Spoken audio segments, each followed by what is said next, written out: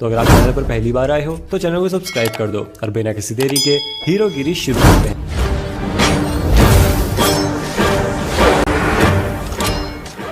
Myth number 1, storm ने comics में म्योनिर को लिफ्ट कर लिया था और वो म्योनिर उसे लोकी ने दिया था।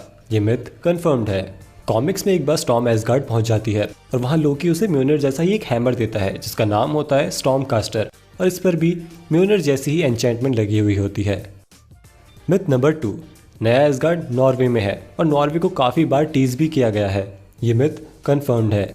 न्यू एसगार्ड टॉन्सबर्ग में है, जैसा कि हम यहाँ इस बोर्ड पर देख सकते हैं, और टॉन्सबर्ग नॉर्वे का ही एक टाउन है। और थॉर रैग्नारॉक में जिस जगह ओडिन की डेथ होती है वो जगह भी नॉर्वे में ही थी। और captain America the first Avenger में टेज़रेक्ट को जिस जगह पर छुपा रखा था वो टॉन्सबर्ग ही था। वैसे आपको मिथ सबमिट करना तो कमेंट बॉक्स में मेंशन कर देना, पर पहले ये वीडियो पूरी देख लो। तो ये एक मिथ नहीं, एक क्वेश्चन है जो कि मुझसे पता नहीं कितने लोगों ने पूछ लिया कि डॉक्टर स्ट्रेंज ने क्यों शिप से अर्थ पर पोर्टल क्यों नहीं बनाया। तो हुआ ये था कि शिप का पायलट एबोनिमो तो मर चुका था और अब डॉक्टर स्ट्रेंज को जाना था अर्थ पर अर्थ जाने के लिए वो टोनी की मदद मांगता है, जबकि सिंपली वो पोर्टल बनाकर वहां से जा सकता था।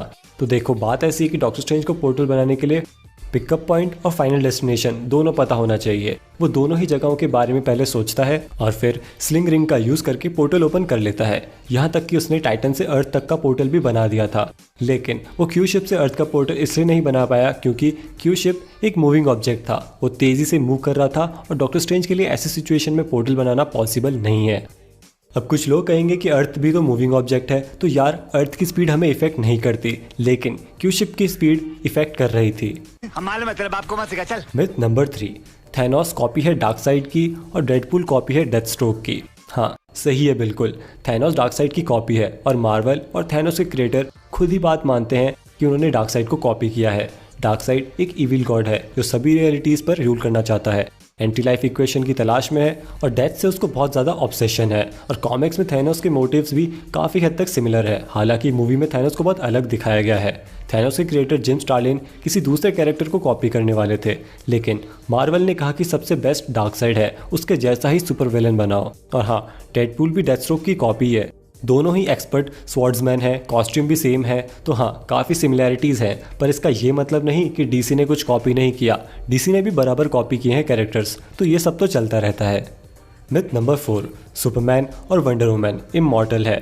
ये मिथ गलत है। सुपरमैन तो कॉमिक्स में भी मारा गया है और बीवीएस में भी क्रिप्टोनाइट से एक्सपोज होने के बाद वो मर गया था, तो सुपरमैन तो इमॉर्टल नहीं है। अब बात करते हैं वंडर वुमन की, तो वंडर वुमन एक डेमीगॉड है, यानी कि नेचुरल कॉज से तो वो मर नहीं सकती, जैसे कि एजिंग या कुछ और। लेकिन काफ़ी बार दूसरे कैरेक्टर्स ने वंडर वुमन को मारा है, जैसे कि नेरॉन ने वंडर वुमन को मारा था वंडर वुमन वॉल्यूम 2 इशू 124 में।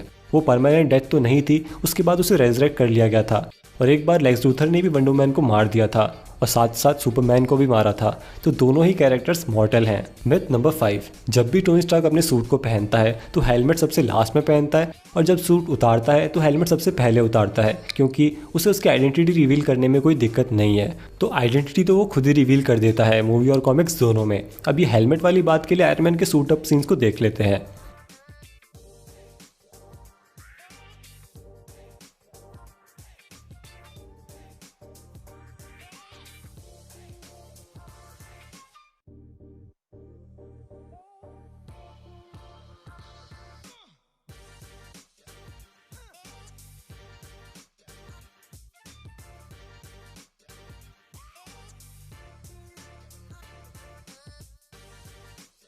तो हाँ, आयरन मैन हमेशा सूट पहनते वक्त हेलमेट लास्ट में पहनता है और सूट उतारते वक्त हेलमेट सबसे पहले।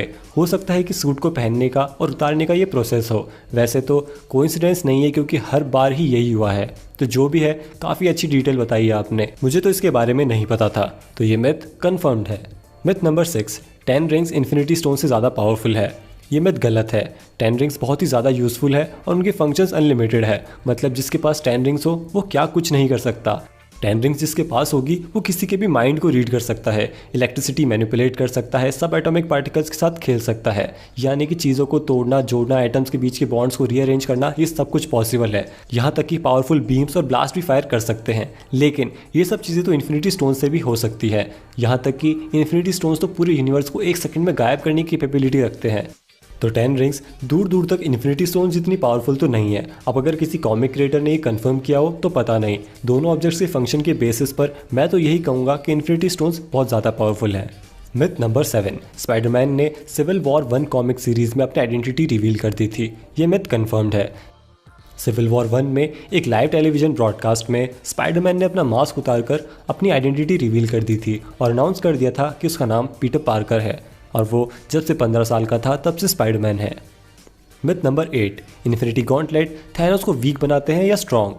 अगर थैनोस की फिजिकल स्ट्रेंथ की बात की जाए तो गॉन्टलेट पहनने के बाद उसकी फिजिकल स्ट्रेंथ कम हो जाती है। ऐसा इसलिए क्योंकि स्टोन्स का इफेक्ट बहुत ज़्यादा पावरफुल है और थैनोस के लिए भी इतने स्टोन्स को झेलना इतना आसान नहीं है। इसी वजह से एंड गेम में थैनोस इतना पावरफुल लग रहा था जबकि उसके पास कोई स्टोन्स नहीं थे, और कोई स्टोन्स नहीं थे तो उसकी फिजिकल स्ट्रेंथ इतनी ज़्यादा लेवल पर थी कि एवेंजर्स के लिए मुश्किल हो गया था उसे संभालना। Myth number 10, Asgardians are more powerful when they are old.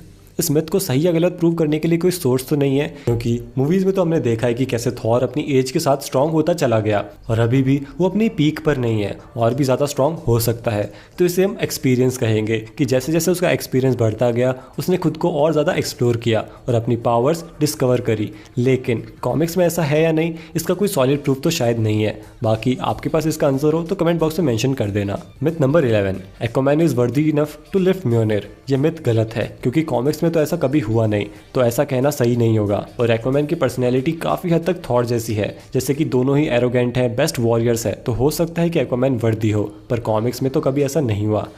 लेकिन डीसी के दूसरे कैरेक्टर्स जैसे कि सुपरमैन और वंडर वुमन ने म्योनिर को लिफ्ट कर रखा है मार्वल और डीसी क्रॉसओवर कॉमिक में। मिथ नंबर 12, अगर म्योनिर के मास्टर की विल पावर स्ट्रांग होगी तो म्योनिर किसी भी प्लेनेट को बीच में से चीरता हुआ उसके पास चला जाएगा। ये मिथ कन्फर्म्ड है। एक बार अगर कोई वर्दी बन गया तो म्योनिर उसे अपना मास्टर बना लेता है और म्योनिर अपने मास्टर से ज़्यादा समय के लिए दूर नहीं रहना चाहता। तो जब मास्टर उसे बुलाएगा और म्योनिर और मास्टर दोनों की विल पावर स्ट्रांग होगी तो हाँ, म्योनिर किसी भी प्लेनेट को चीर कर अपने मास्टर के पास पहुंच जाएगा। और कॉमिक्स में ये बात खुद थॉर ने कन्फर्म करी है जब वो ओशन के बीचों बीच एक सी मॉन्स्टर से लड़ रहा था। तो आज की इस वीडियो में बस इतना ही। वीडियो अच्छी लगी हो तो लाइक कर देना, इसे अपने दोस्तों के साथ शेयर कर देना। अगर आपको कुछ नई इन्फॉर्मेशन मालूम चली हो कॉमिक बुक कैरेक्टर्स के बारे में तो सब्सक्राइब कर देना, क्योंकि मैं ऐसी इन्फॉर्मेशन लाता रहता हूँ। मिलते हैं अगली वीडियो में।